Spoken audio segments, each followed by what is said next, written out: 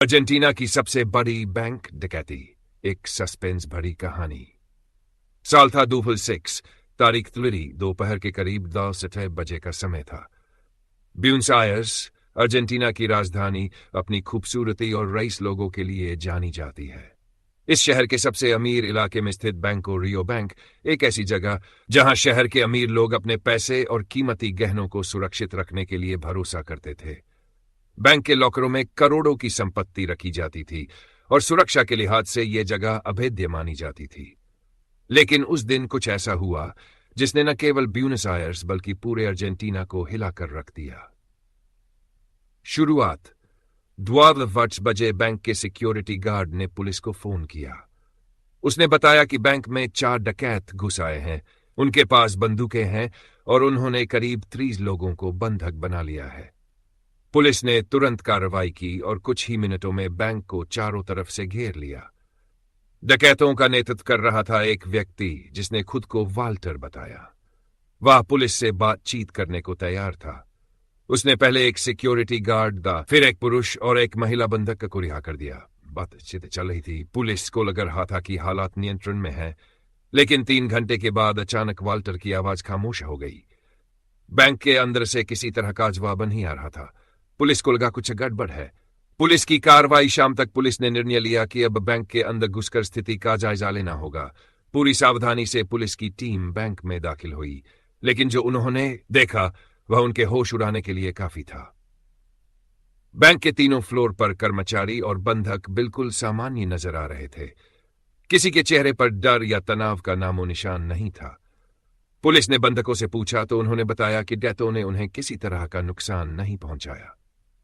लेकिन असली झटका तब लगा जब पुलिस ने पाया कि चारों डकैत गायब थे। बेसमेंट में चौंकाने वाला नजारा। पुलिस ने बैंक का चप्पा चप्पा खंगालना शुरू किया। जब वे बेसमेंट पहुंचे तो वहां 64 में से 3 लॉकर टूटे हुए थे। इन लॉकरों में करोड़ों के जेवरात, नकदी और अन्य कीमती सामान रखा गया था। चोरों ने $20 मिलियन का माल चुरा लिया था। पुलिस को बेसमेंट से सिर्फ 3 चीजें मिली। कुछ टूल्स जिनसे लॉकर तोड़े गए थे, नकली बंदूकें और एक सुरंग का सुराग। चोरों की चालाकी के बेसमेंट से सुरंग के जरिए चोर फरार हो गए थे। यह सुरंग बैंक से करीब 1 किलोमीटर दूर एक पुराने जल निकासी सिस्टम से जुड़ी हुई थी। चोरों ने महीनों की प्लानिंग के बाद यह सुरंग बनाई थी। चोरी की योजना का मास्टरमाइंड था फर्नांडो अराजो। फर्नांडो एक शातिर और बुद्धिमान व्यक्ति था। उसने 2 साल तक इस डकैती की योजना बनाई थी। उसने अपने एक दोस्त सेबेस्टियन को भी इस योजना में शामिल किया। सेबेस्टियन पहले बैंक में काम कर चुका और उसे बैंक की संरचना और सुरक्षा उपायों की पूरी जानकारी थी। फर्नांडो ने सबसे पहले उस सुरंग को खोजा जो बैंक के पास तक पहुंचती थी। लेकिन समस्या यह थी कि सुरंग में पानी भरा हुआ था। इसके लिए उन्होंने एक विशेष बोट तैयार की जिसे असेंबल और डिसअसेंबल करना आसान था। उन्होंने नकली बंदूकें बनाई ताकि किसी को नुकसान न पहुंचे।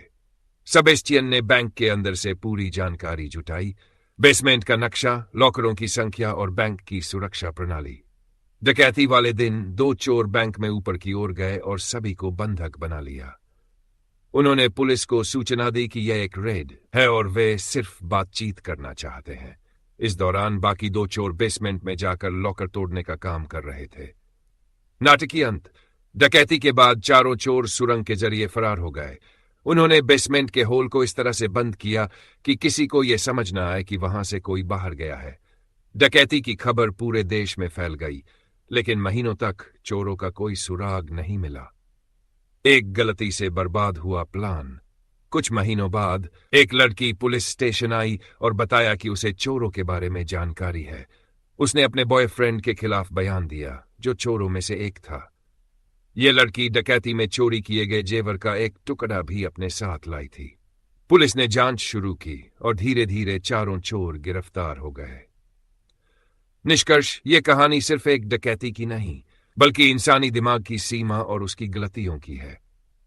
अगर वह लड़की गुस्से में अपने बॉयफ्रेंड के राज न खोलती तो शायद यह आज भी एक अनसुलझा रहस्य बना रहता। 2006 की यह डकैती आज भी अर्जेंटीना की सबसे बड़ी और सबसे रहस्यमयी चोरी मानी जाती है। कहते हैं मनी हीस्ट जैसी सीरीज भी इससे प्रेरित हो सकती है।